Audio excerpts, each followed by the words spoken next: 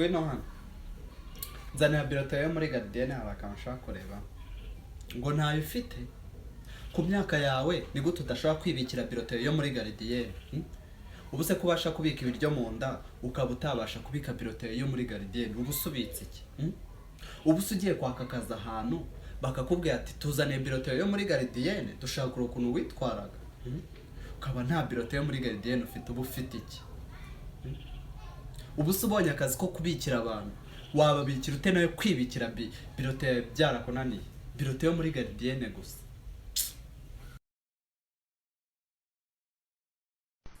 Oh my god. Oh la la, oh mon dieu. Mana we. Ay mi pendejo, ay mi pendejo, ay mi pendejo, ay mi pendejo, ay mi pendejo.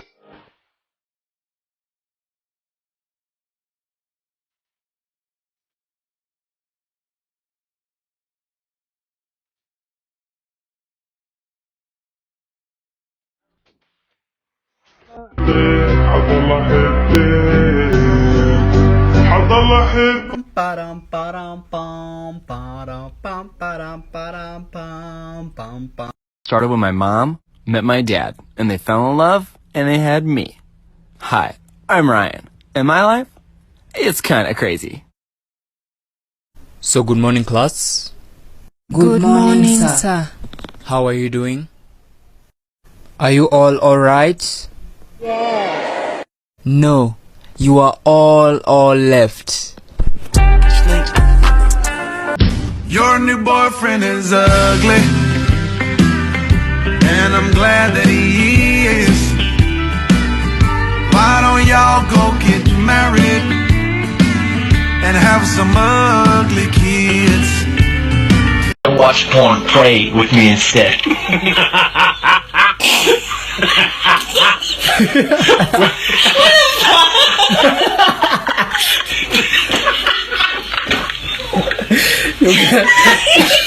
Nigga falling in love. She said, what you know about love? I got what you need. Time to party, oh, my mama, my sister, my baby, time to party, oh, Shakity, I like it when you do sharp, back it.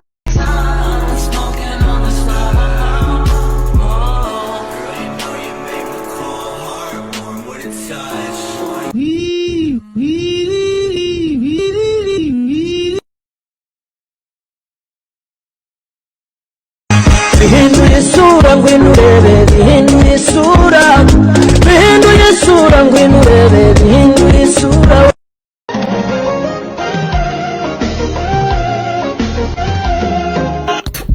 Izina rya Yesu.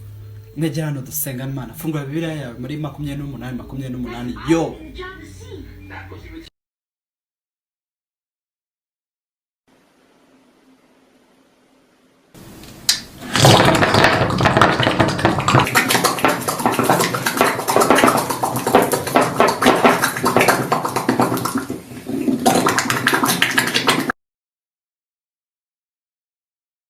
Now look at this.